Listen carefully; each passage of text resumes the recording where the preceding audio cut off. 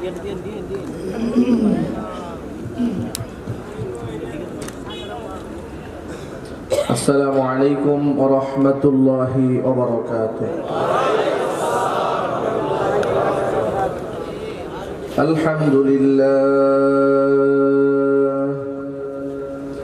Alhamdulillah nahmaduhu wa nasta'inuhu wa nastaghfiruhu wa na'udzu billahi min shururi anfusina wa min sayyiati a'malina. Man yahdihillahu fala mudilla lahu wa man yudlilhu fala hadiya lahu. ونشهد أن لا إله إلا الله وحده لا شريك له ونشهد أن سيدنا ونبينا وحبيبنا وشفيعنا ومولانا محمدا عبده ورسوله الذي أرسله بالحق بشيرا ونذيرا وداعيا إلى الله بإذنه وسراجا منيرا. فقد قال الله تعالى في كلامه المجيد وفي فرقانه الحميد: أعوذ بالله من الشيطان الرجيم. بسم الله الرحمن الرحيم. إن الله وملائكته يصلون على النبي يا أيها الذين آمنوا صلوا عليه وسلموا تسليما. اللهم صل على محمد وعلى آل محمد كما صليت على إبراهيم وعلى إنك حميد مجيد. اللهم بارك على محمد وعلى آل محمد كما باركت على إبراهيم وعلى آل إبراهيم إنك حميد مجيد. محبت کو ذکر کرو لا إله إلا الله لا إله إلا الله. Mic করে একটু volume বাড়াই দিন। Mic OLA একটু ভিতরে volume বাড়া। লা ইলাহা ইল্লাল্লাহ লা ইলাহা ইল্লাল্লাহ লা ইলাহা ইল্লাল্লাহ লা ইলাহা ইল্লাল্লাহ লা ইলাহা ইল্লাল্লাহ লা ইলাহা ইল্লাল্লাহ লা ইলাহা ইল্লাল্লাহ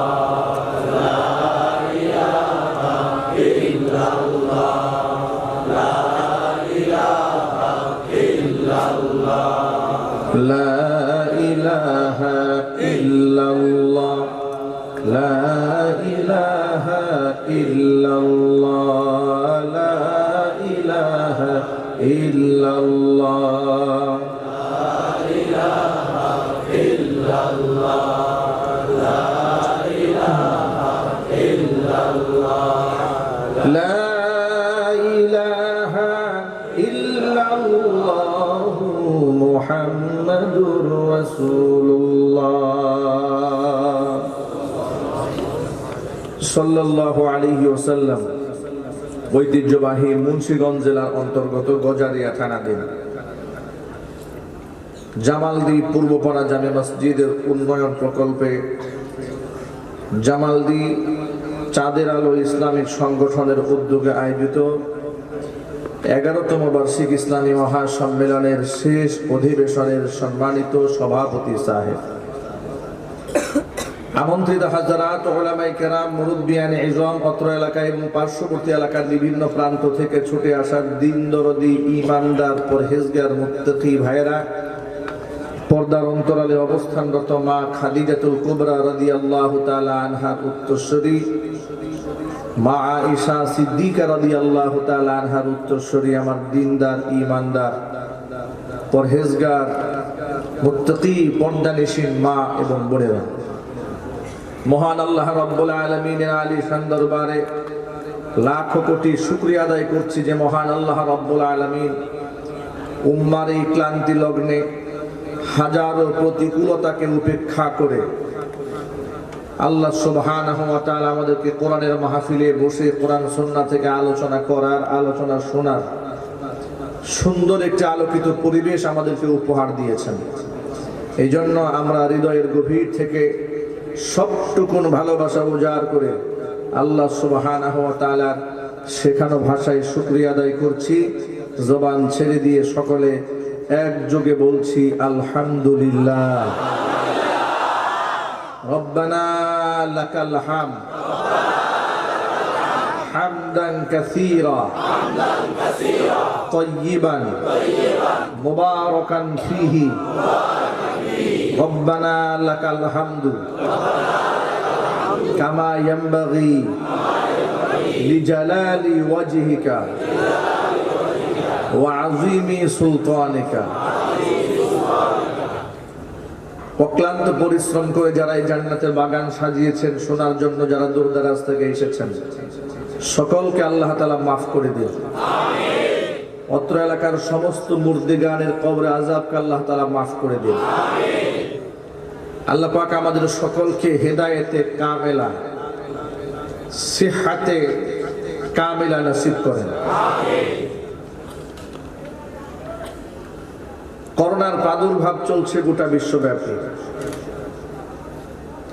গোটা ওয়ার্ল্ডের মধ্যে ছোট্ট একটা দেশ বাংলাদেশ। বিশ্ব মানচিত্রে বাংলাদেশকে খুঁজতে গেলে দেশ খুঁজে পাওয়াই মুশকিল হয়ে যায়। ছোট্ট একটা দেশ বাংলাদেশ। বিশ্ব মানচিত্রে আপনারা দেখেছেন বাংলাদেশ যেখানে লেখা রয়েছে, বাংলাদেশ লেখার জায়গাটাও বিশ্ব মানচিত্রে নাই। এত ছোট্ট একটা দেশ এই বাংলাদেশ। কিন্তু এই বাংলাদেশটা ছোট্ট হলেও আমি আমার ভাষায় সবসময় বলি, হীরা খুব বেশি বড় হতে হয় না, ছোট হলেও এর দাম বেশি। কয়লা যদি বস্তা ভর্তি হয়, বস্তা ভর্তি কয়লার চেয়ে ছোট্ট এক টুকরা হীরার মূল্য আল্লাহ এই জমিনবাসীর কাছে অনেক বেশি। অনুরূপ ভাবে গোটা বিশ্ববাসীর মধ্যে বিশ্বের বড় বড় রাষ্ট্রের তুলনায় আকার আকৃতিতে, অর্থনীতিতে ছোট্ট একটা দেশ, সেই দেশের নাম হচ্ছে বাংলাদেশ। আমি আমার ভাষায় এই দেশটাকে বলি গোল্ডেন।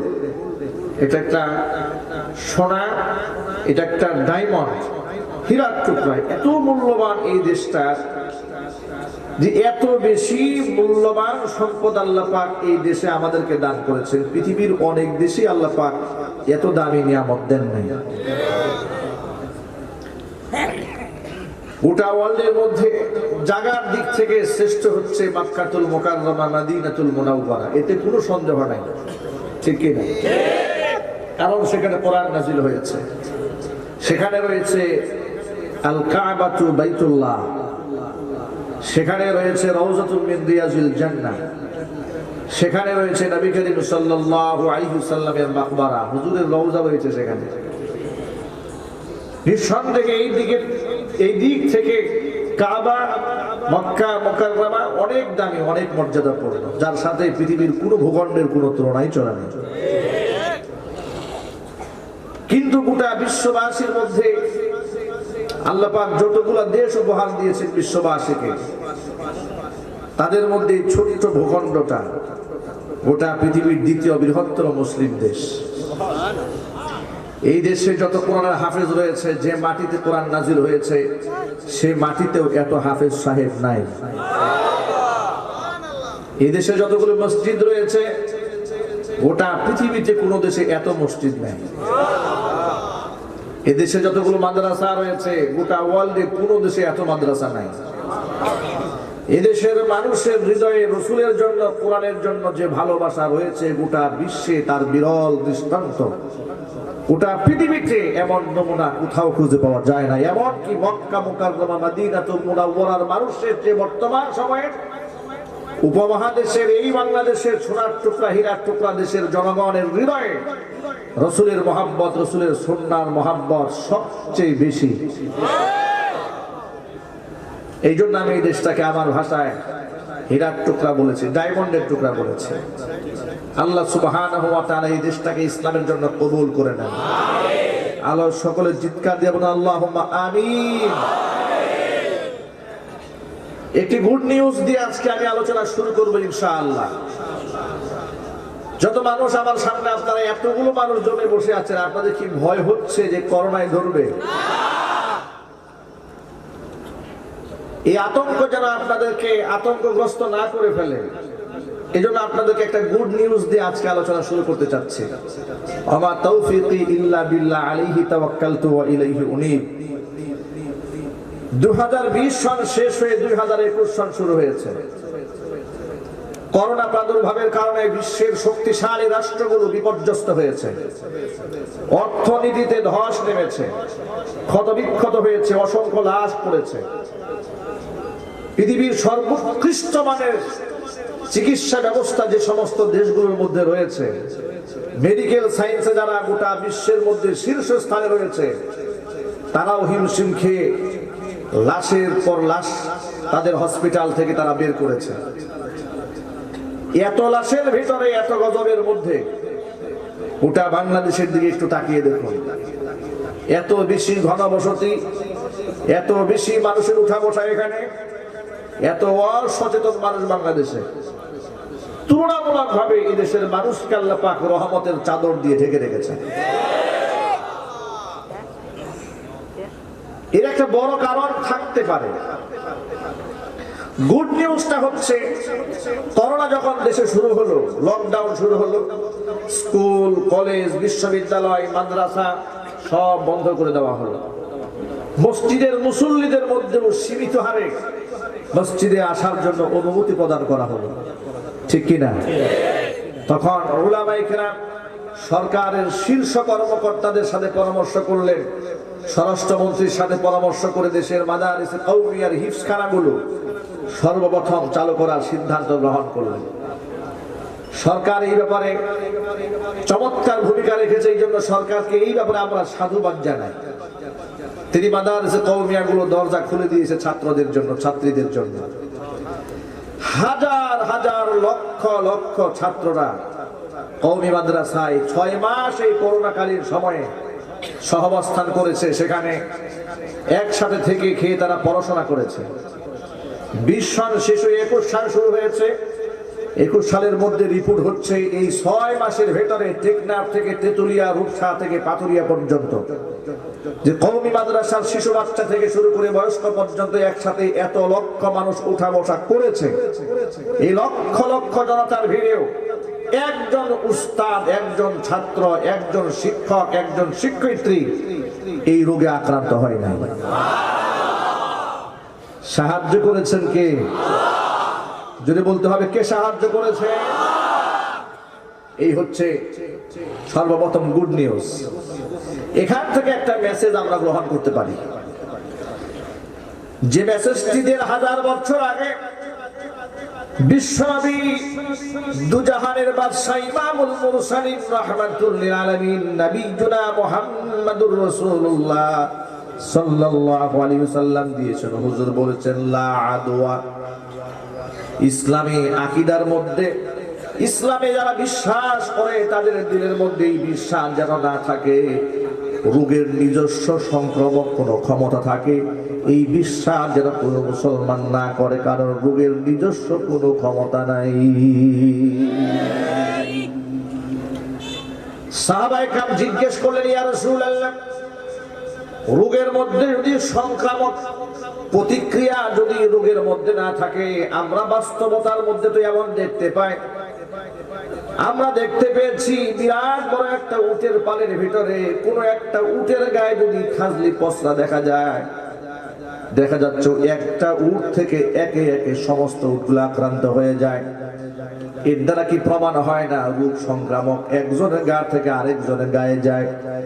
আল্লাহ নবী সাল্লাল্লাহু আলাইহি সাল্লাম জবাব দিয়ে বললেন, ফামান আদাল আউয়াল, তোমরা যদি এই বক্তব্য দিয়ে থাকো যে একজনের গা থেকে আরেকজনের গায়ে গিয়েছে, তাহলে জবাব দিয়ে বলো, সর্বপ্রথম যে উটের গায়ে এই রোগটা হয়েছে কোন জায়গা থেকে তা সংক্রমিত হয়েছে? ঠিক কি না? কোথা থেকে এটা এলো? জবাব হচ্ছে রোগের নিজস্ব কোনো ক্ষমতা নাই, ক্ষমতা হলো আল্লাহর হাতে। আল্লাহ পাক যদি কাউকে অসুস্থ বানাতে চান, তাহলে সে অসুস্থ হবে। আল্লাহ পাক যদি কাউকে সুস্থ রাখতে চান, অবশ্যই সে সুস্থ থাকবে, তাকে কেউ অসুস্থ বানাতে পারবে না। শুধুমাত্র মাস্ক আর হ্যান্ড স্যানিটাইজারের উপর ভরসা করলে চলবে না। অত্যন্ত আফসোস, দুঃখ এবং পরিতাপের সাথে আমরা লক্ষ্য করছি, গোটা বিশ্ব যখন বিপর্যস্ত করোনাকালীন সময়ে বাংলাদেশও তার থেকে এই ক্ষতি থেকে মুক্ত নয়, কিন্তু দেশের অনেক দায়িত্বশীলরা কথা বলার সময় একটাবারের জন্য আল্লাহর কাছে সাহায্য চান না। তারা পত্র-পত্রিকায়, মিডিয়াতে হ্যান্ড স্যানিটাইজার ব্যবহার করে, নিরাপদ দূরত্ব বজায় রাখে, মাস্ক ব্যবহার করে, এতটুকুন বলে খান্ত একটাবার বলে না যে আল্লাহর কাছে সাহায্য চান, আল্লাহর কাছে সাহায্য চান। আমি তো মনে করি এটা জাতীয় দুর্যোগ, জাতীয় দুর্যোগ এবং জাতীয় গজব থেকে বাঁচতে হবে, জাতীয়ভাবে আল্লাহর কাছে তওবা করে ফিরে যেতে হবে। কথা বলে ঠিক কিনা?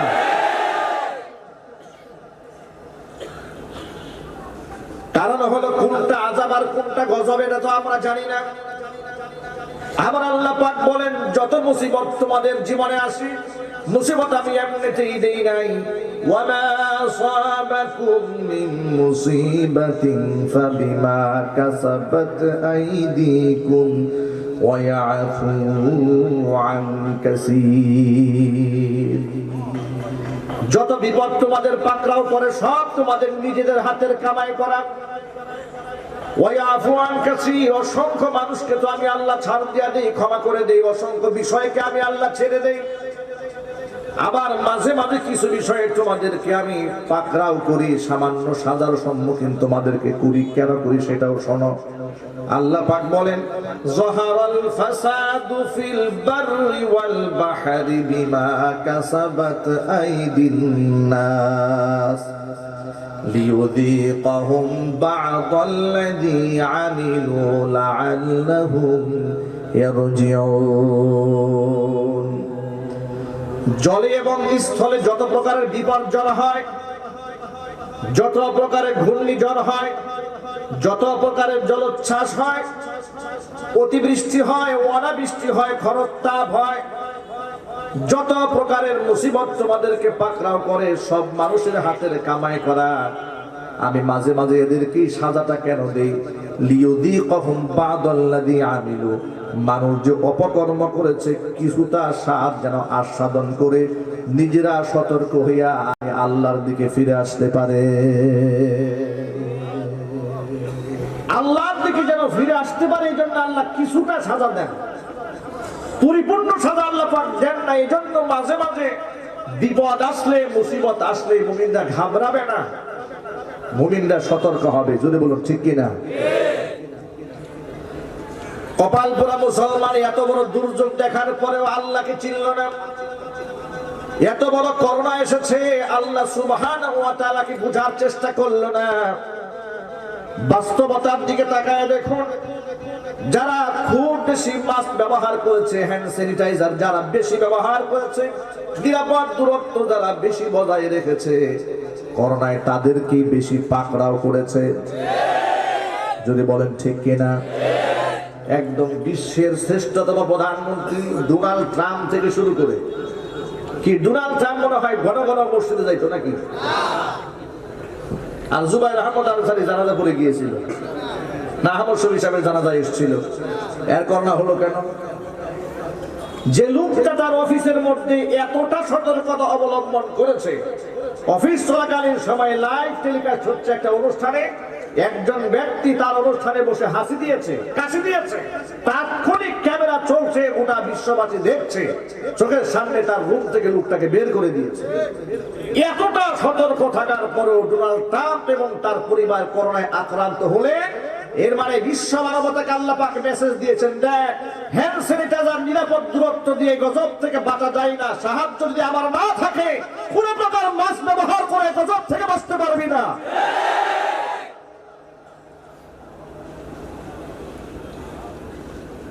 এই গজব যখন দেশের মধ্যে শুরু হয়, আমি জাতীয় পর্যায়ে দুই একটা প্রোগ্রামে অংশগ্রহণ করেছিলাম। জাতিকে সচেতনমূলক ভাবে দেশের স্বাস্থ্য মন্ত্রণালয় থেকে বেশ কয়েকটা মিটিং হয়েছে। আমি একটা মিটিং এর মধ্যে সেখানে বসেছিলাম। আমাকে দাওয়াত দেওয়া হয়েছিল এই জন্য যে আমি তো কথা বলি, আমি মুটবাজার কেন্দ্রীয় জামে মসজিদের একজন খতিব, আমার পেছনে হাজার হাজার মানুষ নামাজ পড়ে, অতএব আমার বুঝ এটা অসংখ্য মানুষের বুঝ মনে করে আমাকে দাওয়াত দিয়েছে। আমি সেখানে অ্যাটেন্ড করলাম, অংশগ্রহণ করলাম, হ্যান্ড স্যানিটাইজার দিয়ে ঢুকলাম, মাস্ক পরে ঢুকলাম, কেউ কারোর সাথে মুসাফাও করে না, দূরে দূরে থাকে, বেশ ভালো কথা। কষ্ট লাগতেছিল মনে মনে, থাক গেলাম।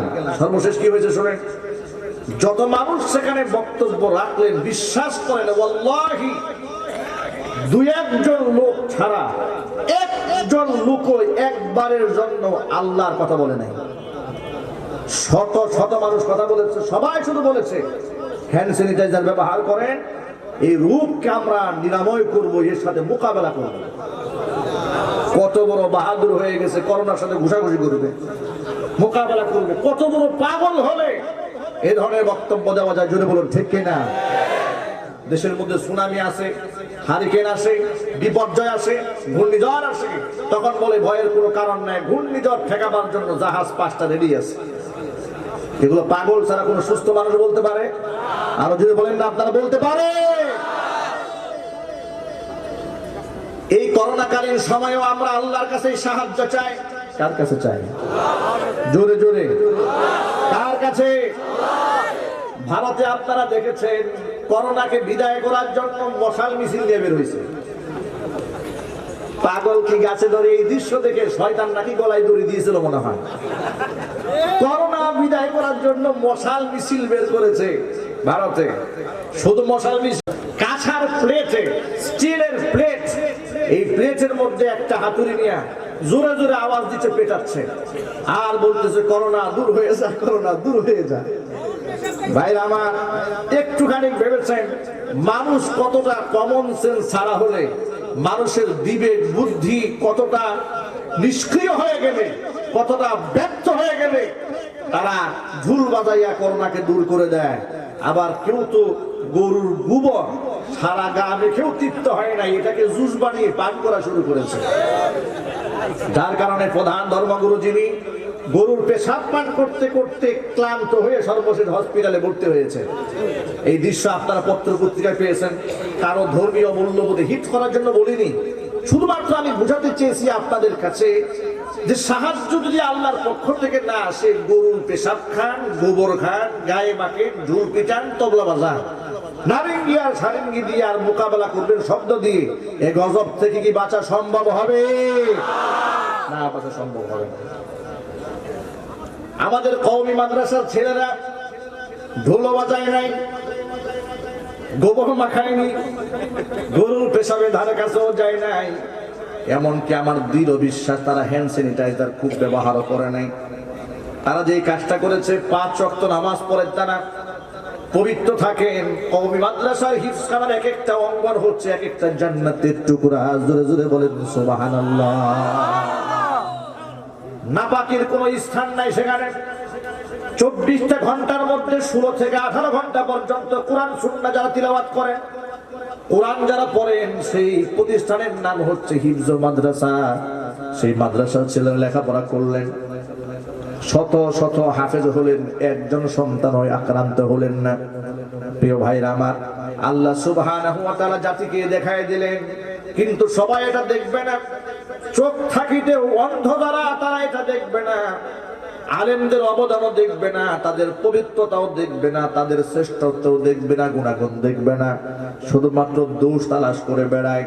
কিভাবে আলেমদেরকে দোষারোপ করা যায়, কিভাবে মৌলবাদ বলে গালিগালাজ করা যায়। কথা বলেন ঠিক কিনা? কিছুদিন তো ওরা চেষ্টা করে দাড়ি টুপির উপর হামলা করতে, কিছুদিন চেষ্টা করে মাদ্রাসার মধ্যে জঙ্গি আছে এই তকমা লাগিয়ে মাদ্রাসার বিরোধিতা করতে, আবার কিছুদিন তো চেষ্টা করে মাদ্রাসার মধ্যে বলৎকার শব্দ বলে মাদ্রাসার অবস্থানকে জাতির সামনে খাটো করার জন্য। জোরে বলেন ঠিক কিনা? কিন্তু আপনারা জানেন, জন্মের পর থেকে দেখে এসেছি, স্বাধীনতার পর থেকে বাংলাদেশে যতগুলো নাটক, সিনেমা, সিরিয়াল বানানো হয়েছে, সিনেমার মধ্যে সবচাইতে বাজে চরিত্র, সবচাইতে নোংরা চরিত্র, সবচাইতে জঘন্য চরিত্র লোকটার মুখে দাড়ি আর মাথার মধ্যে টুপি তারা পরিয়ে দিয়েছে। ঠিক কিনা? ছোটবেলায় যখন দেখতে পার ভাবতাম যে দাড়িওয়ালা লোকটা আসলে খুব খারাপ লোক মনে হয়। মাথার মধ্যে টুপি নিয়ে আর মুখের মধ্যে দাড়ি নিয়ে কি জঘন্য কাজগুলো এরা করে। এই ধারাবাহিকতা এখনো বন্ধ হয় না। অদ্যাবধি এই বছর পর্যন্ত আমি দেখেছি, 16 ডিসেম্বর যখন এসেছে, যেমন খুশি তেমন সাজয়, বিভিন্ন স্কুলে সাংস্কৃতিক অনুষ্ঠান হয়। সেই যেমন খুশি তেমন সাজো সাংস্কৃতিক অনুষ্ঠানে যাকে রাজাকারের চরিত্র দেওয়া হয়, তার গায়ে সাদা একটা পাঞ্জাবি পরাই দেওয়া হয়, তার মুখের মধ্যে দাড়ি দেওয়া হয়, এরপর এত জঘন্য ভাবে তাকে উপস্থাপন করা হয়। এরপরে নারীর গায়ের কাপড় টেনে সে খুলছে, ধর্ষণ করছে, মিথ্যা কথা বলছে, মানুষ খুন করছে, অস্ত্র হাতে নিয়ে মানুষের বুককে ঝাঁঝরা করে দিচ্ছে। এই হচ্ছে দাড়ি এবং টুপির মেসেজ।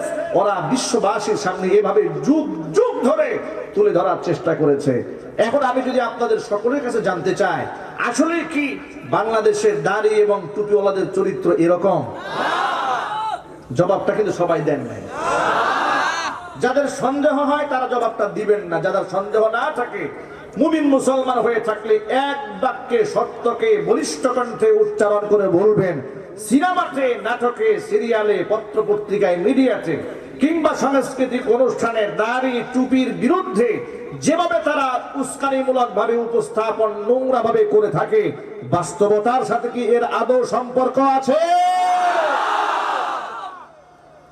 ওরা যে জাতীয় মিথ্যাবাদী, এটা হচ্ছে তার বড় প্রমাণ। ওরা আমাদেরকে বলে আমরা যেন কণ্ঠের আওয়াজটা নিচু করে ওয়াজ করি। আমাদের কণ্ঠ গরম শুনলে নাকি ওদের পাতলা পায়খানা শুরু হয়ে যায়। আমার প্রশ্ন হচ্ছে, আলেমদের হুঙ্কার শুনলে তো কাফেরদের ভয় পাওয়ার কথা, আলেমদের হুঙ্কার শুনলে মুশরিকদের ভয় পাওয়ার কথা, আলেমদের বক্তব্য শুনলে নাস্তিকের ভয় পাওয়ার কথা। মুসলমান হয়ে মাথার মধ্যে টুপি দিয়ে আপনি শুক্রবারে নামাজেও যান, আবার মাঝে মাঝে নাকি তাহাজ্জুদের নামাজও পড়েন, আমরা শুনতে পাই। তো আলেমদের প্রতি আপনার এত বিদ্বেষ কেন? আপনার এত ভয় কেন? কথা বলেন ঠিক কিনা? জোরে বলতে হবে। এত ভয় কেন আপনার?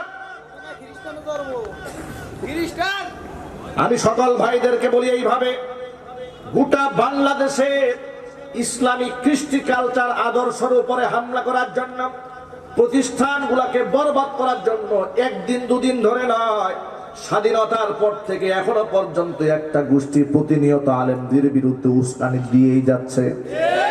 জোরে বলেন ঠিক কিনা? চাঁদপুরে রিসেন্টলি আপনার ঘটনা একটা দেখেছেন, মাদ্রাসার এক শিক্ষককে বলাৎকারের অভিযোগ করে মাথার চুলকে ন্যাড়া করে পুলিশে ধরিয়ে দিয়েছে। বাংলাদেশের সবগুলা প্রায় জাতীয় পত্রিকার মধ্যে ছাপা হয়েছে। দাড়ি টুপি নিয়ে হুজুররা মাদ্রাসার মধ্যে কত খারাপ কাজ করে। একদিন যেতে না যেতে প্রমাণ সামনে দেওয়া হয়েছে যে আসলে যাকে বলাৎকার বলে মাথার চুলটাকে ন্যাড়া করে দেওয়া হয়েছে, যাকে গ্রেফতার করে পুলিশে ধরিয়ে দেওয়া হয়েছে, ওই লোকটা এই জঘন্য অন্যায়ের সাথে ন্যূনতম তার সম্পর্ক নাই। তাহলে কাজটা কেন করলো? সূত্র ধরে জানা গেল, মাদ্রাসাকে বন্ধ করে দেওয়ার জন্য বহুবার তারা চেষ্টা করেছে, পারে নাই। কি বলে মাদ্রাসা বন্ধ করবে? জঙ্গি বলেছে, কাজ হয় নাই। কারণ হলো বাস্তবতার সাথে মিল নাই। মাদ্রাসার মধ্যে জঙ্গি হয় না, মাদ্রাসার মধ্যে আখলাক এবং চরিত্র শেখানো হয়। পারে না এভাবে আঘাত করতে। তারা মনে মনে ভাবলো যদি একটা অপবাদের বোঝা কাদের উপর চাপায় দেওয়া যায়। আর হলুদ মিডিয়ার হলুদ সাংবাদিকরা সব সময় তো উকি মেরেই থাকে কিভাবে আলেমদের বদনাম করানো যায়। পত্রিকায় ছাপাই দিল। দুদিন পরে যখন ঘটনা বাস্তবতা জাতির সামনে এসছে, তখন কিছুটা ধোঁয়াশা কেটেছে, কিন্তু জাতীয় সবগুলো পত্রিকায় নতুন করে সংবাদটা আর ছাপায় নাই। এই যে ভুল নিউজ, একটা বাজে নিউজ গোটা বিশ্বময় ছড়ায় পড়ল।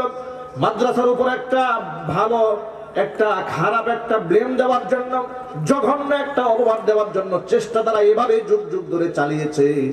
ডকুমেন্টের কারণে, দলিলের কারণে, কিংবা মিডিয়ার শক্তি না থাকার কারণে আলেমরা সত্যকে তুলে ধরতে সাহস পায় না। জুড়ে বলুন ঠিক কিনা? কিন্তু আমি বলতে চাই, এই রকম অপবাদ দিয়ে, এরকম জুলুম করে বাংলার মাটি থেকে ইসলামকে মেটানো সম্ভব হবে না। মাদ্রাসা বন্ধের ষড়যন্ত্র করলেও কাজ হবে না। কারণ এদেশের প্রত্যেকটা ইঞ্চি মাটির সাথে, এদেশের প্রত্যেকটা মুসলমানের কলিজার সাথে আর রক্তের প্রতিটা করার সাথে ইসলামের মহাব্বত, কোরআনের মহাব্বত, দ্বীনের মহাব্বত, আলেমদের মহাব্বত আল্লাহ সুবহানাহু ওয়া তাআলা গেঁথে দিয়েছে। আমি আমার সকল ভাইদেরকে বলি, ভাইরা আমার, মাদ্রাসার সন্তানরা কি আমল করলেন, আল্লাহ পাক তাদেরকে করোনা থেকে হেফাজত করলেন। 5 ওয়াক্ত নামাজ পড়েছেন, ওযু করেছেন, পবিত্র থেকেছেন, কোরআনে কারীম তিলাওয়াত করেছেন। সাহায্য করেছেন কে? আল্লাহ। আর জোরে আল্লাহ। ভাইরা আমার, ইমাম সাহেবরা হাজার হাজার মানুষদেরকে নিয়ে নামাজ আদায় করেছেন, এখনো করছেন। মাহফিলের মধ্যে অসংখ্য মানুষ প্রতিদিন আমাদের সামনে বসেন, তারা কোরআনের কথা শোনেন, ইসলামের কথা শোনেন। আমি তো ভরসা রেখে আল্লাহর উপর ভরসা করে বলতে চাই, বেশি বেশি কোরআনের মাহফিলে যারা আসবে, বেশি বেশি মসজিদে যারা যাবে, বেশি বেশি আল্লাহর সাথে সম্পর্ক যারা রাখবেন, তাদেরকে আল্লাহ সুবহানাহু ওয়া তাআলা গজব থেকে হেফাজত করবে। এরপরও যদি আমার কোনো ভাই আক্রান্ত হন, অসুস্থ হন, তো আমার ঘাবড়াবার কোনো কারণ নাই। এই নিউজটাও শুনে রাখেন, যদি দেখা যায় হাজার সতর্কতা থাকার পর আমার ঈমান হলো, আমার বিশ্বাস হলো, কোন ইমানদার যদি কোনো গজবে আক্রান্ত হয়ে যান, কারণ মহামারী যখন দেখা যায়, ইমানদার, বেঈমান, মুনাফিক আর ভালো মানুষ, খারাপ মানুষ সব একযোগে আক্রান্ত হয়ে যায়। কিন্তু ইমানদারের হারাবার কোনো ভয় নাই, খুয়াবার কিছুই নাই। তার কারণ নবী করিম সাল্লাল্লাহু আলাইহি সাল্লাম বলে দিয়েছেন, মান মাতা ফি তাউনি ফাহুয়া শাহীদুন। কোন ইমানদার যদি মহামারীতে আক্রান্ত হয়ে যান, আল্লাহ পাক তাকে শাহাদাতের মর্যাদা নসিব করায়া দেয়। ইমানদার যদি কষ্ট পান, ভয়ের কোনো কারণ নাই। ইমানদার যদি জেলে যায়, তারপরেও ভয়ের কারণ নাই। ইমানদার যদি পেরেশান হয়ে যায়, তারপরে ভয়ের কারণ নাই। ইমানদার যদি ক্ষত বিক্ষত হন, তার ভয়ের কারণ নাই। কারণ হলো, লক্ষ্য করেন কোরআন মাজিদের আয়াতে কারিমা, মাইয়ামাল সুআন ইউজজা বিহি। কোন ব্যক্তি যদি একটা গুনাহ করে, অবশ্যই তার প্রায়শ্চিত্তটাকে ভোগ করতে হবে। এই আয়াতটা যখন নাজিল হয়ে গেল, আবু বকর সিদ্দিক রাদিয়াল্লাহু তাআলা আনহু বলেন, আয়াতটা যখন আমি শুনলাম, আমার এই পিছনের মেরুদণ্ডের হাতটা এমন ভাবে টাস টাস করে মনে হয় ফুটে যাচ্ছিল ব্যথায়। আমি যেন ব্যথা অনুভব করতেছিলাম, আমার চেহারা ফ্যাকাশে হয়ে গেল। আবু বকর সিদ্দিক বলেন, নবীজি আমার চেহারা দেখে বললেন, আবু বকর মালাকা, কি ব্যাপার, কি হয়েছে আপনার, আপনি এমন করেন কেন? আবু বকর বলেন, নবীজি আপনি যে আয়াত শোনাইছেন, আয়াত শোনার পর থেকে আমার কলিজা তো ভয়ে প্রকম্পিত হয়েছে, আমি যেন স্বস্তির থাকতে পারতেছি না। কারণ আল্লাহ পাক কোরআন শরীফে বলেছেন, মাইয়ামাল সুআন ইউজজা বিহি। একটা মাত্র গুনাহ করলেও বদলা অবশ্যই দেওয়া হবে। আমরা তো মানুষ, আমাদের তো গুনাহ আছে, অবশ্যই আছে, আছে না নাই? ইচ্ছায় অনিচ্ছায় সগীরা কবিরা গুনাহ তো আছে। তো আল্লাহর ফয়সালা যদি এমনই হয় যে কাউকে ছাড় দেওয়া হবে না, একটা গুনাহ হলেই অ্যাকশন নেওয়া হবে, তাহলে আমাদের উপায় কি? আল্লাহর হাবিব বললেন, আবু বকর আপনার ভয় পাওয়ার কোনো কারণ নাই, হতাশ হওয়ার কোনো বিষয় নাই। তার কারণ, ও আবু বকর আপনি কি হুচট খান না? আবু বকর বলেন, নবীজি আমি চলার পথে অনেক সময় হুচট খাই। আল্লাহর নবী জিজ্ঞেস করলেন, আপনি কি কখনো পেরেশান হয়ে যান না কোনো ব্যাপারে? আবু বকর বলে, ইয়া রাসূলুল্লাহ, অনেক সময় তো দারুণ ভাবে পেরেশান হয়ে যায়। হুজুর বলেন, ভয়ের কোনো কারণ নাই। আপনি যে পেরেশান হন, হুঁচট খান, ব্যথা পান, কষ্ট পান, ওই কষ্টের বিনিময়ে আল্লাহ সুবহানাহু ওয়া তাআলা আপনার গুনার কাফফারা করে দেয়। হাদিস শরীফের মধ্যে জন্য এসেছে, কোন মুমিন বান্দা যদি রোগে আক্রান্ত হয়, দুরারোগ্য ব্যাধিতে আক্রান্ত হয়ে যায়, আর সেই রোগে যদি বান্দা সবর করে, নিরাশ যদি না হয়, যদি আর সেই রোগী যদি ব্যক্তি মারা যায়, ব্যক্তিকে আল্লাহ সুবহানাহু ওয়া তাআলা বেগুনাহ মাসুম বানিয়ে জান্নাতের মেহমান বানিয়ে দেয়। এই জন্য যত ভাইরা এখানে এসেছেন, আমরা সাহায্য চাবো আল্লাহর কাছে। কার কাছে? জোরে বলেন, আরো জোরে। সাহায্য চাবো আল্লাহর কাছে। আর আল্লাহর কাছে সাহায্য চাইতে গেলে মাঝখানে কোনো মিডিয়ার প্রয়োজন নাই। সবাই মনে রাখবেন, এটা আমাদের ধর্ম, আমাদের দিন আমাদেরকে এমন শিক্ষা দিয়েছে, এটা ওই সমস্ত পুরোহিত পূজার মতো নয় যে মন্দিরের দেবতা, মন্দিরের ঠাকুর কিংবা গুরু ঠাকুর যদি আল্লাহকে বলে তাহলে আল্লাহ শুনবে, আমি বললে আল্লাহ শুনবে না। আমার ধর্ম, আমার ইসলাম এটা আমাকে শিখায় নাই। আমার ইসলাম আমাকে শিখিয়ে দিয়েছে, وَإِذَا سَأَلَكَ عِبَادِي عَنِّي فَإِنِّي قَرِيبٌ أُجِيبُ دَعْوَةَ الدَّاعِ إِذَا دَعَانِ فَلْيَسْتَجِيبُوا لِي وَلْيُؤْمِنُوا بِي لَعَلَّهُمْ يَرْشُدُونَ। নবীজি, বান্দারা যদি আমার ব্যাপারে জানতে চায়, ওয়াইদা সাআলাকা ইবাদি আন্নি, আমার ব্যাপারে আপনার কাছে আমার বান্দারা যদি জানতে চায়, জবাবটা আপনার দেওয়া দরকার নাই, জবাবটা আমি আল্লাহ দিয়ে দিচ্ছি। ফা ইন্নী করিব, আমি বান্দার খুবই কাছাকাছি আছি। এত কাছাকাছি আছি। উজিবু দাওয়াতাদ দাঈ ইযা দান, বান্দা যখনই আমাকে ডাকে, তার ডাকে আমি আল্লাহ সাড়া দিই। ভাইরা আমার, আপনারা এক বাক্যে জবাব দিয়ে বলেন, আমার আল্লাহ কি মিথ্যা কথা বলেন? কোরআনে কি ভুল ইনফরমেশন আছে? ভুল তথ্য আছে? কোরআন তো বলে আল্লাহকে ডাকলে আল্লাহ ডাকে সাড়া দেন। আপনার আমার মনের মধ্যে প্রশ্ন আসতে পারে, কত দোয়া তো আল্লাহর কাছে করি, হুজুররা বলেন আল্লাহর দোয়া শোনেন, আল্লাহ ডাকে সাড়া দেন, রেজাল্ট তো পাই না। তাহলে কেমন কথা হলো? এই প্রশ্নের জবাব দিয়ে 1000 বছর আগে বিশ্বনবী মুহাম্মদ রাসূলুল্লাহ সাল্লাল্লাহু আলাইহি সাল্লাম দিয়েছেন। হুজুর বলেন, বান্দা যদি কোনো দোয়া করে আর সেই দোয়ার মধ্যে যদি নাফরমানি, মাসিয়াত না থাকে, আত্মীয়তার সম্পর্ক ছিন্ন করার দোয়া যদি না থাকে, তাহলে দোয়ার 3 হালাতের যে কোনো একটা অবস্থা হয়ে যায়। হয়তো আল্লাহ যদি চান বান্দা যেটা চেয়েছে তাৎক্ষণিকভাবে সেটা প্রদান করেন, এটা হলো 1 নাম্বার বিষয়।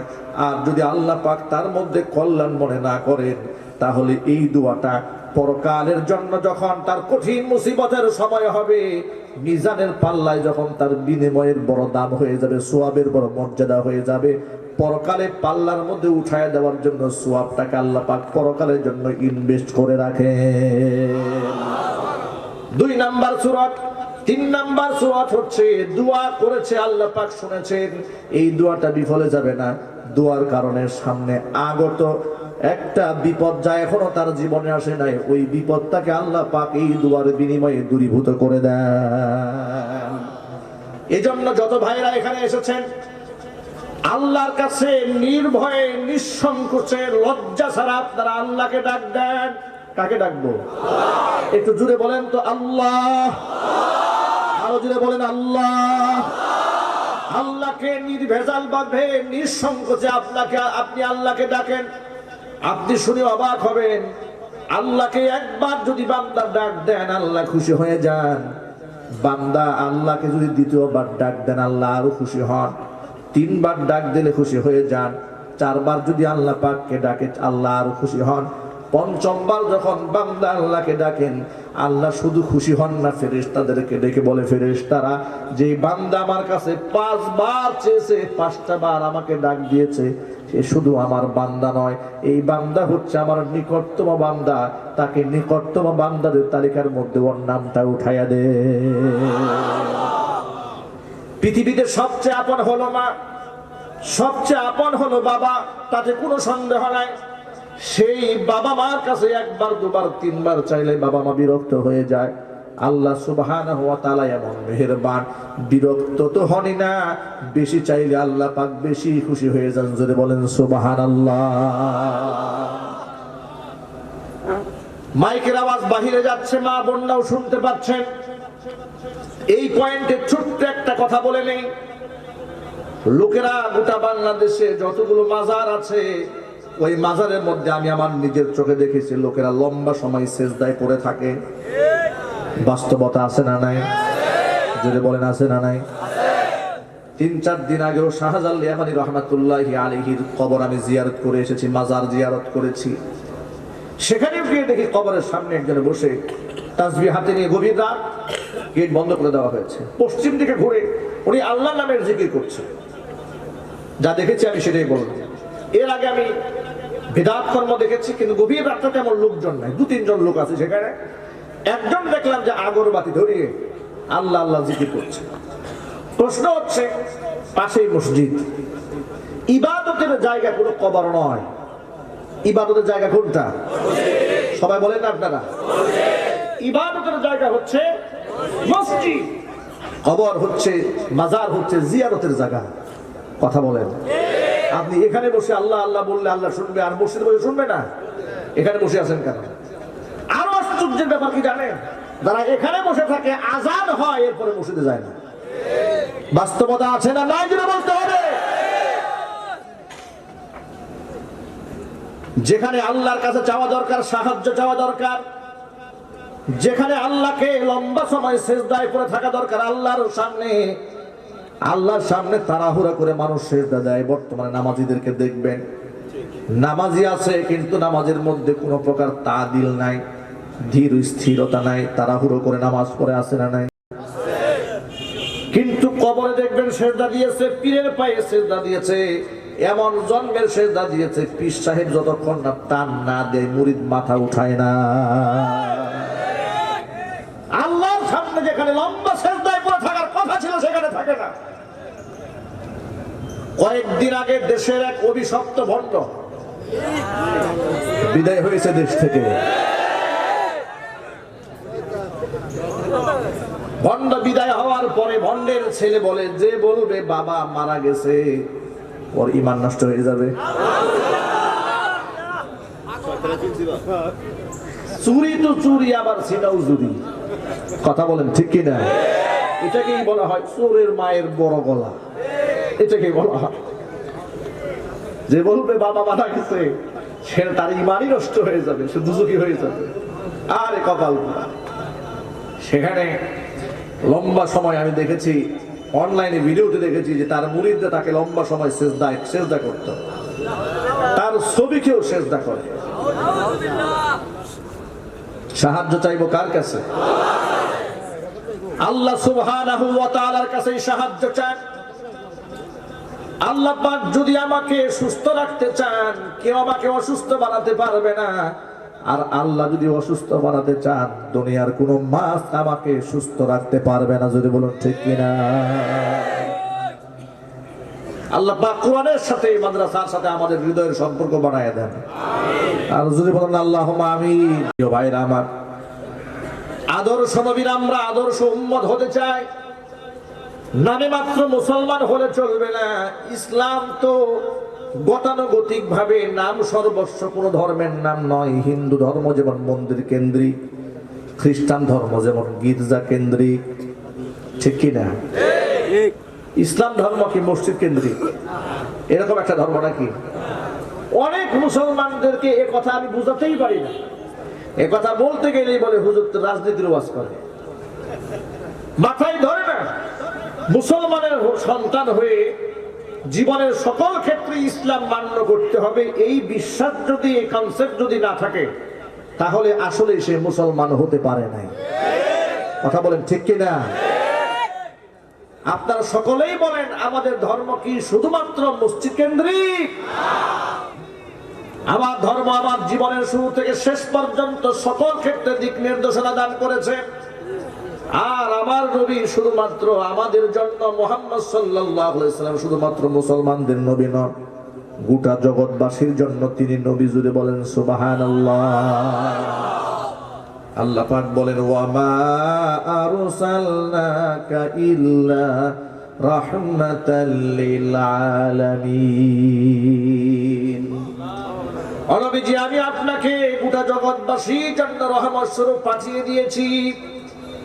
আমার নবী গাছের জন্য রহমত, আমার নবী মাছের জন্য রহমত, আমার নবী পানির জন্য রহমত, আমার নবী হিন্দুর জন্য রহমত, বৌদ্ধের জন্য রহমত, খ্রিস্টানের জন্য রহমত। জুড়ে বলেন সুবহানাল্লাহ। আপনারা হয়তো অবাক হতে পারেন, হুজুর এটা কেমন কথা? নবী গাছের জন্য রহমত কিভাবে হলেন শোনেন। হুজুর বলেছেন প্রয়োজনে গাছ কাটতে পারো, বিনা প্রয়োজনে গাছের একটা পাতাও ছিঁড়বে না। তার কারণ গাছের পাতা পর্যন্ত আল্লাহ পাকের জিকির করে। কোরআন মাজিদ আল্লাহ সুবহানাহু ওয়া তাআলা বলেন ওয়া ইন মিন শাইইন ইল্লা ইউসাব্বিহু বিহামদিহি ওয়ালাকিন লা তাফকাহুনা তাসবিহাহুম।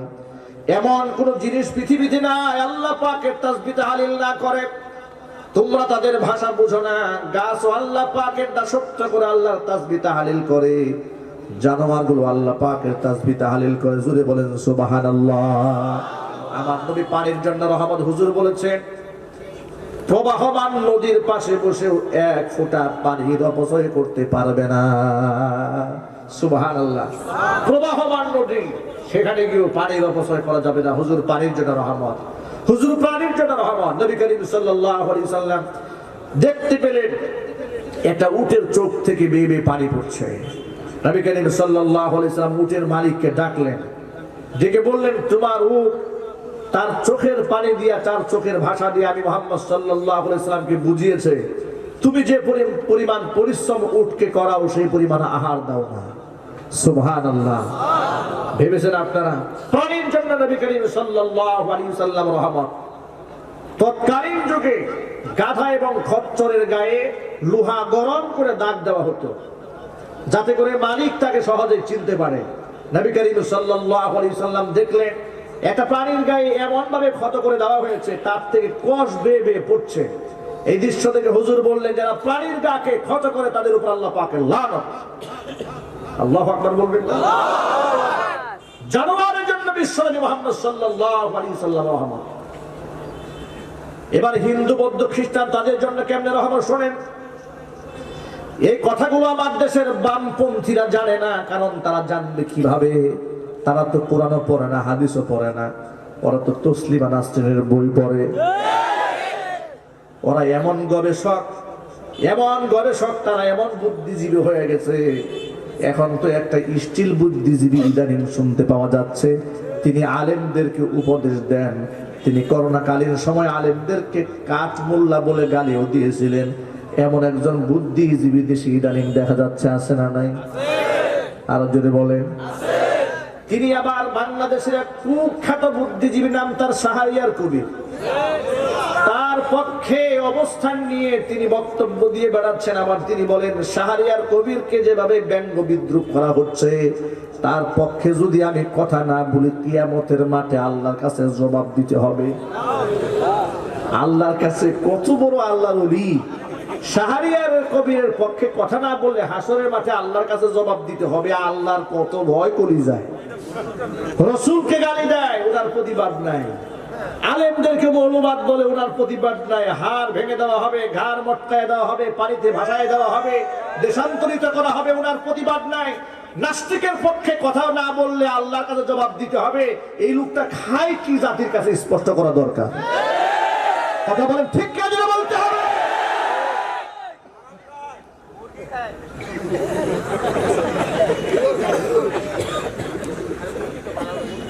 প্রিয় ভাইরা আমার, ইসলাম হচ্ছে শান্তির ধর্ম।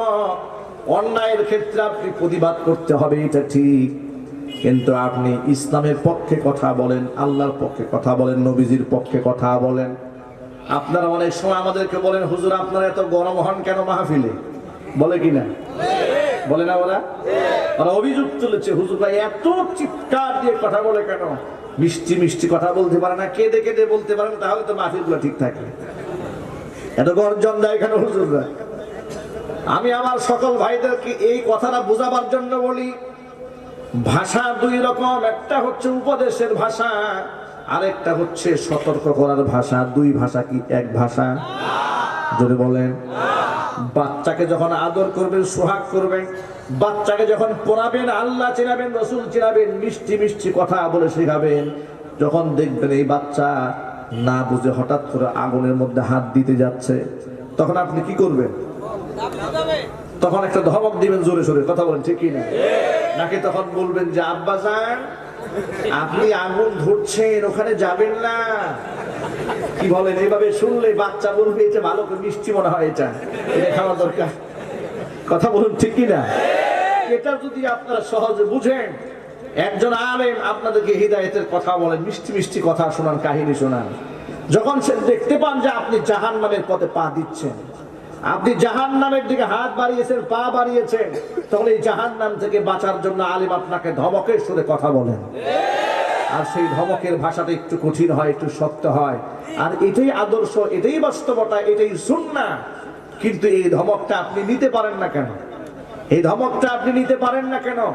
আপনি নিতে পারেন না এই জন্য আপনারা আলেমদের উপরে খবরদারি চালাতে চান। আপনারা মনে মনে ভাবেন হুজুররা আমাদের উপর শাসন করবে কেন? আমরা হলাম শাসক, ওনারা হচ্ছেন শোষিত। আমরা শোষণ করব, ধমক দিব, ওনারা শুধু শুনবেন। ওনারাও দিকে আমাদেরকে ধমক দেন, ঘটনা কি? ওনারা আমাদেরকে ধমক দেন কেন? ওনারা আমাদেরকে ধমক না দিয়ে আমাদেরকে অনুরোধ করতে পারেন না? মনে রাখতে হবে, ওলামায়ে কেরাম হচ্ছেন মুকুটবিহীন সম্রাট, তারা হচ্ছেন রাষ্ট্রের সংবাদিত নেতা। তাদের অবস্থা হচ্ছে মানুষের হৃদয়ে, তোমাদের ভালোবাসা হচ্ছে মানুষের মুখে। যার কারণে ক্ষমতা মানুষের থাকে যতদিন, সম্মান থাকে ততদিন। আলেমরা বুড়ো হয়ে যায়, কিন্তু আলেমদের সম্মান কমে না। এমনকি মৃত্যুর পরেও আলেমদের সম্মানের নমুনা আকাশ জমিন সাক্ষী হয়ে যায়। বাস্তবতা আপনারা দেখেছেন, আল্লামা শাহ আহমদ শফী রহমাতুল্লাহি আলাইহির ইন্তেকালের পরে, আপনারা দেখেছেন আল্লামা জুবাইর আহমদ আনসারী রহমাতুল্লাহি আলাইহির ইন্তেকালের পর, কয়েকদিন আগে দেখেছেন আল্লামা নূর হোসেন কাসিমি রহমাতুল্লাহি আলাইহির ইন্তেকালের পরে, যাকে আপনারা মৌলবাদী বলে গালি দিতেন, এই সেই লোক আল্লামা নূর হোসেন কাসিমি, যাকে তারা মৌলবাদী বলেছে, যাকে তারা জঙ্গিবাদী বলেছে, যাকে তারা উস্কানিমূলক বক্তব্য দেয় বলেছে, এই বুড়ো মানুষটাকে আমি নিজে চোখে দেখেছি। হাঁটতে পারে না, চলতে পারে না, হুইল চেয়ারে বসে বসে রাজপথে ইসলামের জন্য নাস্তিকের বিরুদ্ধে মিছিল করেছে। তারা হচ্ছে সমাজের আসল পীর, এরাই হলো আসল আলেম, এরাই হলো আসল পীর। খানকার পীর আসল পীর নয়। শুধুমাত্র খানকায় যারা থাকে ইসলামের পক্ষে তর্জন গর্জন দেয় না, ন্যায় সংগত কথা বলে, কিন্তু অন্যায়ের বিরুদ্ধাচরণ যারা করে না, তারাও বুজুর্গ। কিন্তু দুই বুজুর্গের মধ্যে আকাশ আর জমিন পার্থক্য, জোরে বলুন ঠিক কিনা? তারা হচ্ছে নকল বুজুর্গ, তারা হচ্ছে সত্য থেকে যারা জবানকে বিরত রাখে। নবী করিম সাল্লাল্লাহু আলাইহি সাল্লাম বলেছেন, আস-সাকিতু আনিল হাক্কি শাইতানুন আখরাস, সত্য থেকে জবান যারা বিরত রাখে তা এরা হচ্ছে বুবা শয়তান। এখন সমাজের মধ্যে আলেমদের মধ্যে ভাগ হয়ে গেছে। বাতিলদের কাছে কিছু আলেম বড় প্রিয়, আর কিছু আলেম বড় অপ্রিয়। কথা বলেন ঠিক কিনা? বাতিলদের কাছে প্রিয় কারা শোনেন? চুরি করে চোখে দেখে না, ডাকাতি করে চোখে দেখে না, ইসলামের বিরুদ্ধে কথা বলে চোখে দেখে না, দেখেও দেখে না, শুনেও শুনে না, বুঝেও বুঝে না। এ যেন সুম্মুন বুকুমুন উমিয়ুন ফাহুম লা ইয়ারজিউন। কথা বলেন ঠিক কিনা? এরকম যারা থাকবে, অন্যায়কে যারা মেনে নিবে, এই সমস্ত হুজুরদেরকে তারা বড় পছন্দ করে, বলে এরা হলো আধ্যাত্মিক হুজুর। কথা কয়, এরা হলো আধ্যাত্মিক হুজুর। আর যে হুজুর প্রতিবাদী, যে হুজুর হুঙ্কার দেয়, যে হুজুর ধমক দেয়, তাদেরকে বানিয়েছে এরা হলো মৌলবাদী হুজুর। এখন আমি যদি আপনাদের কাছে জানতে চাই, কেউ যদি ইসলাম এবং আল্লাহ তার রাসূল কোরআনের আদর্শের বিরুদ্ধে কথা বলে, আমি কি ধমক দেব না, নাকি সুমা দেব গিয়া? আরো জোরে বলতে হবে। মনে রাখবেন, ইসলামের মধ্যে নরমি যেমন রয়েছে, দ্বীনের স্বার্থে ইসলামের মধ্যে গরমও আছে না নাই? আবু বকরের চাইতে নরম তো পৃথিবীতে কেউ ছিল না, ঠিক কিনা? বদর যুদ্ধ হয়ে গেল, 70 জন কাফের গ্রেফতার হলো। নবী করিম সাল্লাল্লাহু আলাইহি সাল্লাম পরামর্শ করলেন, ও সাহাবীরা, এই যে 70 জন গ্রেফতার হয়েছে, তাদের ব্যাপারে কি করা যায় তোমরা পরামর্শ দাও। আবু বকরের কাছে পরামর্শ চাইলেন। আবু বকর বললেন, নবীজি, যারা ধরা পড়েছে আমাদের কারো না কারো আত্মীয়, কারো না কারো চাচা, কারো না কারো ভাই, কারো না কারো বাবা, এদেরকে হত্যা করে লাভ নাই। আমরা যেহেতু মুসলমানরা অর্থনৈতিক ভাবে এতটা দুর্বল, মুক্তিপণ নিয়ে এদেরকে বিদায় করে দেওয়া যায়। অপশন দুইটা, ফায়দা হলো দুইটা। মুক্তিপণ নিয়ে বিদায় করে দিলে একটা হলো আমরা অর্থনৈতিক ভাবে স্বাবলম্বী হলাম, দ্বিতীয়ত এই মানুষগুলা পরবর্তীতে কালিমা পড়ে মুসলমান হওয়ার একটা সুযোগ রয়ে গেল। অধিকাংশ সাহাবা ইকরাম এই মতামত ব্যক্ত করলেন। সর্বশেষ নবী করিম সাল্লাল্লাহু আলাইহি সাল্লামের সাহাবী হযরত উমরকে রাসূল জিজ্ঞেস করলেন, হাদিসটা মুসলিম শরীফে এসেছে, ওমা রায়ুকা ইয়া ওমর, হে ওমর তোমার রায় কি? ঠান্ডা সাহাবী, ঠিক না? সবাই যখন এই রায় দিয়েছে, মতামত ব্যক্ত করেছে, ওমরে ফারুক রাদিয়াল্লাহু তাআলা আনহু একটু কঠিন ভাষায় রাগান্বিত হয়ে বললেন, ওয়াল্লাহি মা রাআইতু মা রাআ আবু বকর সিদ্দিক। নবীজি, আমি আল্লাহর কসম করে বলি, আবু বকর যে রায় দিয়েছে ওই রায়ের সাথে আমি একমত হতে পারি নাই। যারা আমাদেরকে মাত্র 313 জন দুর্বল মনে করে সমলে উৎপাদন করে দেওয়ার জন্য অস্ত্রে শস্ত্রে সজ্জিত হয়ে 1000-এর বাহিনী যারা আমাদেরকে বদর প্রান্তে হামলা করেছে, যারা আমার নবীকে হত্যা করতে চেয়েছে, যারা মুসলমানদের নাম নিশানা জমিন থেকে মিটিয়ে দিতে চেয়েছে, নবীজি আল্লাহর কসম করে বলি, তাদের সাথে আমার কোনো কম্প্রোমাইজ নাই। আমার সিদ্ধান্ত জানতে চেয়েছেন, আমার রায় হচ্ছে তলোয়ার আমার হাতে উঠায় দেন। আমার আত্মীয় স্বজন, আমার রক্তের আত্মীয় যারা, তাদের কল্লা উড়াবো আমি নিজের হাতে। আবু বকরের হাতে তরবারি উঠায় দেন। আবু বকরের রক্তের সম্পর্কের যারা ধরা পড়েছে তাদের কল্লা আবু বকর নিজের হাতে উড়াবে। উসমানের হাতে তরবারি উঠায় দেন। উসমান নিজের হাতে নিজের আত্মীয়দের কল্লা উড়ায় দেবে। আপনারা অবাক হয়ে যাবেন, আল্লাহর নবী, রহমতের নবী, মায়ার নবী এত কঠিন সিদ্ধান্ত গ্রহণ না করে অধিকাংশ সাহাবায়ে কেরাম যে রায়টা দিয়েছেন, আবু বকর যে রায় দিয়েছেন, তার পক্ষে নবীজি মতামত ব্যক্ত করলেন। কিন্তু পরক্ষণে আল্লাহ সুবহানাহু ওয়া তাআলা ফজরের নামাজের সময় কোরআন মাজিদের আয়াত নাজিল করে ঘোষণা করে দিলেন, উমর যে রায় দিয়েছে সেই রায় আল্লাহর পছন্দ হয়ে গেছে। ভাইরা আমার, আবু বকর সিদ্দিক রাদিয়াল্লাহু তাআলা আনহু বড় নরম তবিয়তের সাহাবী, সব সময় নরম সিদ্ধান্ত দিতেন। মদিনার রাস্তা দিয়ে হেঁটে যাওয়ার সময় একদিন শুনতে পেলেন ফানহাস নামক এক ইহুদি কাফের নবী করিম সাল্লাল্লাহু আলাইহি সাল্লামকে কটাক্ষ করে, আল্লাহকে গালমন্দ করে আবু বকরকে শোনায় শোনায় বলতেছে, ও আবু বকর শোনো, আল্লাহর ব্যাপারে ওই ফানহাস ইহুদি পণ্ডিত বলে যে আল্লাহর কথা তোমাদের নবী বলেন, তোমাদের কোরআনের আয়াত অনুযায়ী ওই আল্লাহ হলো ফকির, ওই ফকির আল্লাহর কোনো দরকার আমাদের নাই। জোরে জোরে বলেন নাউজুবিল্লাহ। আবু বকরের মতো ঠান্ডা তবিয়তের সাহাবী, ঠান্ডা মেজাজের সাহাবী, যিনি ধস্তাধস্তি মারামারি পিটাপিটির পক্ষে সাহাবী ছিলেন না, আল্লাহকে ফকির বলে গালি দিয়েছে, শোনা মাত্র একটা সেকেন্ড তো বিলম্ব করতে পারেন নাই। দাঁড়িয়ে কষে ফানহাসের গালে এমন জোরে থাপ্পড় বসায় দিয়েছে, 5টা আঙ্গুল তার গালের মধ্যে বসিয়ে দিয়েছে। ফানহাস আর দেরি করে নাই, গালের মধ্যে থাপ্পড় নিয়ে নবী করিম সাল্লাল্লাহু আলাইহি সাল্লামের সামনে এসে হাজির। এসে বলছে, ও মুহাম্মদ, বিচার নিয়ে এলাম তোমার কাছে। কার নামে বিচার? তোমার সাহাবী আবু বকরের নামে বিচার। কেন? আবু বকর কি করেছে? তাকায় দেখো, আমার গালটা থাপ্পড় দিয়ে লাল বানায় দিয়েছে। নবী করিম সাল্লাল্লাহু আলাইহি সাল্লামের কথা শুনে বড় অবাক হয়ে গেলেন। কারণ আবু বকর সম্পর্কে নবীজির ধারণা আছে না নাই? আছে। আরো আসতে বলেন। আছে। কষ্ট হচ্ছে আপনাদের? না। আবু বকর সম্পর্কে হুজুরের ধারণা আছে না নাই? আছে। জিজ্ঞেস করলেন, থাপ্পড়টা আসলে আবু বকর দিয়েছে না উমর দিয়েছে? বলে না, আমি আবু বকর কেউ চিনি, উমর কেউ চিনি। থাপ্পড় উমর দেয় নাই, থাপ্পড় আবু বকর দিয়েছে। এই কথা না বলতে আবু বকর এসে হাজির, এসে বলছে ইয়া রাসূলুল্লাহ পারমিশন যদি দেন আরেকটা থাপ্পড় দিয়ে ওর বাঙ্গালটা লাল বানায় দেই। আল্লাহু আকবার বলেন, আবার যদি বলেন আল্লাহু আকবার। হুজুর বড় অবাক হয়ে গেলেন, আবু বকর আপনি কখনো কাউকে মারেন না, এর প্রতি এত ক্ষিপ্ত কেন, এত জেদ কেন, রাগ কেন, ক্ষোভ কেন?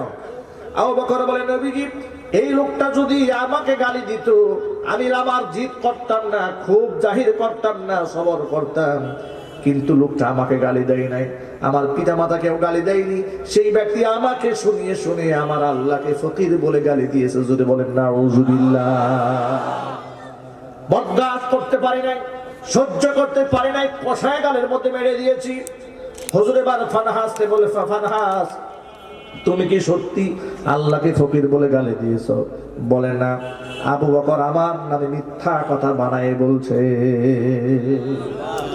আবু বকর কি মিথ্যা বলার সাহাবী? আরো জোরে। আবু বকর মিথ্যা বলার সাহাবী নন। হুজুর বলেন আবু বকর আপনি তাকে থাপ্পড় দিয়েছেন সাক্ষী আপনি নিজেই, কিন্তু সে যে আল্লাহকে ফকির বলে গালি দিয়েছে কোনো প্রমাণ কি আপনার কাছে আছে?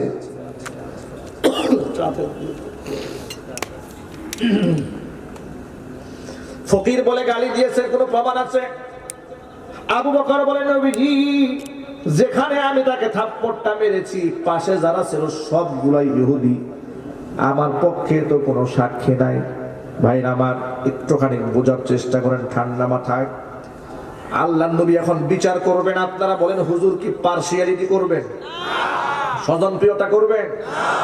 আরে ইসলামের বিচার ফয়সালা যদি মুসলমানরা মানত, মুসলমানরা ইসলামের বিচার ফয়সালা না দেখে ব্রিটিশরা কি ফয়সালা করে সেটা মানতে চায়। কথা বলেন ঠিক কিনা? যার কারণে হাজার হাজার মামলা পেন্ডিং থাকে, নিরপরাধ মানুষ দিনের পর দিন জেল খাটে, কোনো ফায়দা পায় না। কথা বলেন ঠিক কিনা? না এরকম নাই? আছে না নাই? আর ইসলামের বিচার ফয়সালা কতটা স্বচ্ছ, কতটা সুন্দর, এই ব্যাপারে বলতে গেলে লম্বা সময়ের দরকার।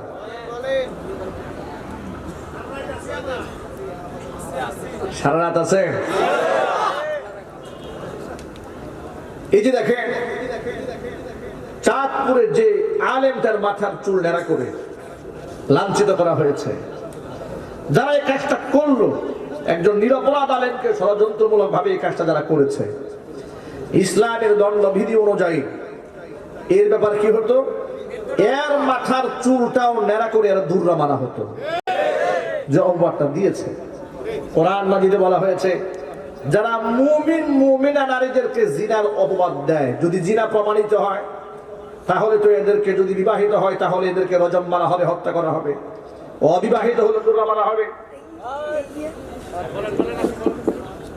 কে মাইকে লাইন আছে?